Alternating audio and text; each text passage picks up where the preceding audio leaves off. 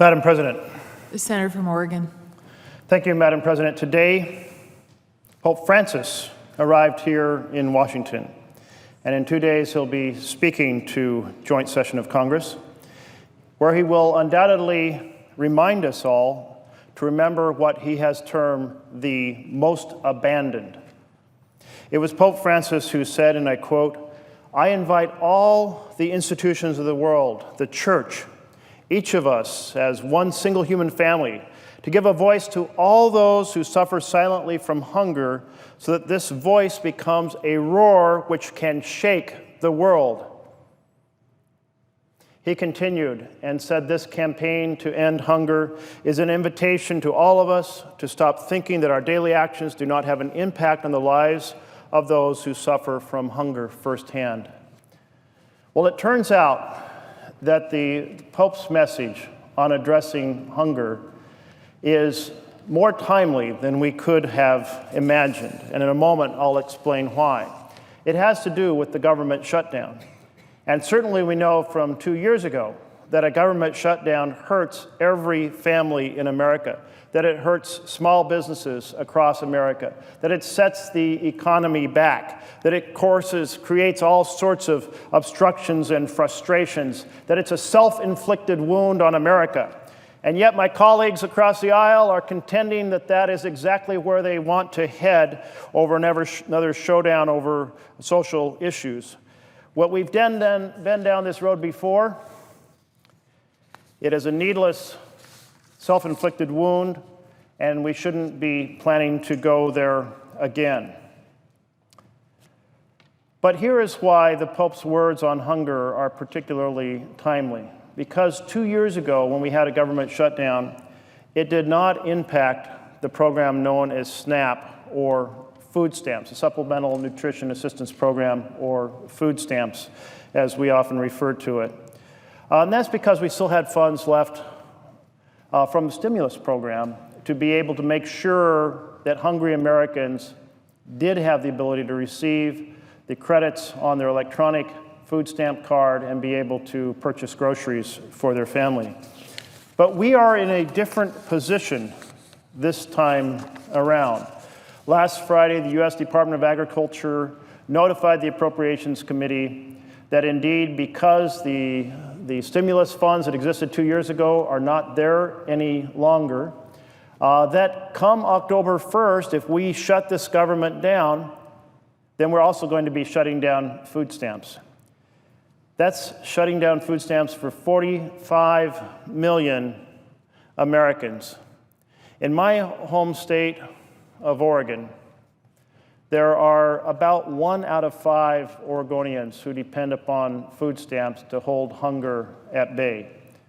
And we're certainly talking about a credible number of children among that number. So across the country, millions of children, millions more Americans, 45 million Americans.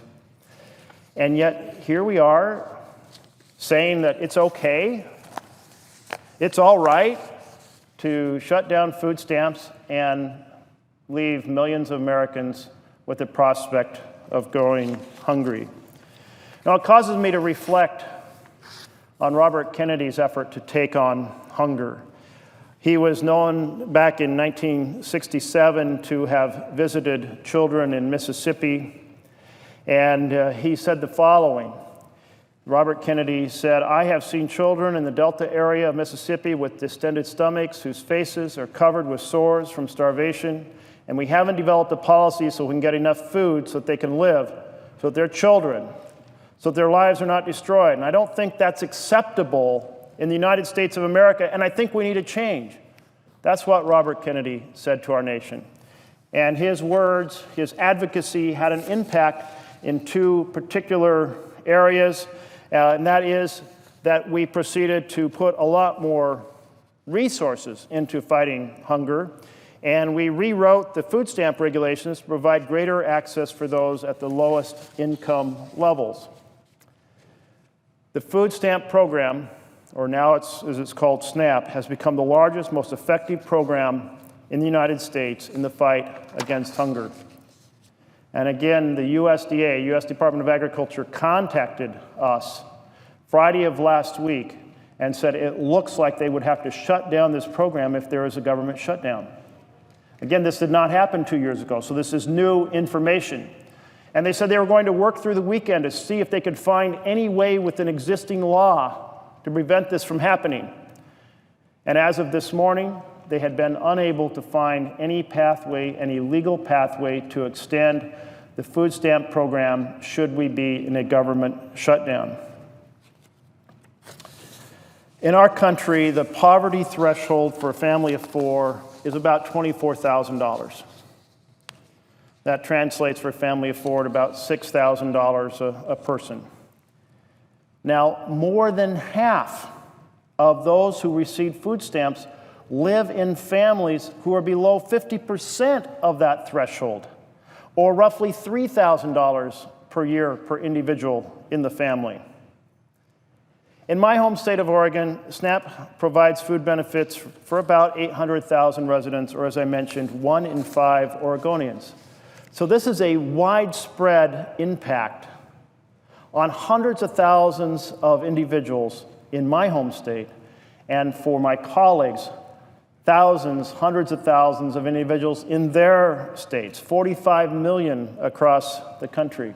Now, the USDA tells us that the timing for the recharging of the food stamp cards varies. So not everyone will be affected on October 1st, but all those 45 million would be affected within the month of October. And the majority of the SNAP recipients, both in Oregon and nationwide, are vulnerable populations. They are children, they are the disabled, they are the elderly. Can we not come together in a responsible fashion to prevent sending millions of Americans into a crisis over available food, millions of children across our country in a crisis because they do not have food because of our inability to act responsibly? The words that Robert Kennedy used was, "This should not happen in America." And let me repeat that certainly I believe that this should not happen in America.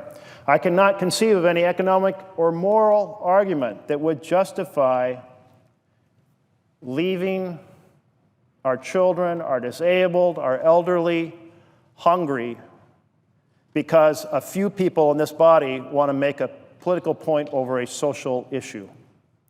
That is unacceptable. I do a lot of town halls back home in Oregon, one in every county every year, and I hear from folks who are worried over a lot of issues.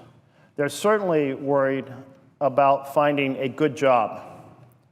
They're certainly worried about the cost of sending their children to college. They're certainly worried about cuts to Head Start programs and the quality of their public schools. They're worried about the possibility of a secure retirement. And now, because of the threats of partisan point-making here in the body of the Senate, they're going to have to worry about whether they can put dinner on the table and feed their children.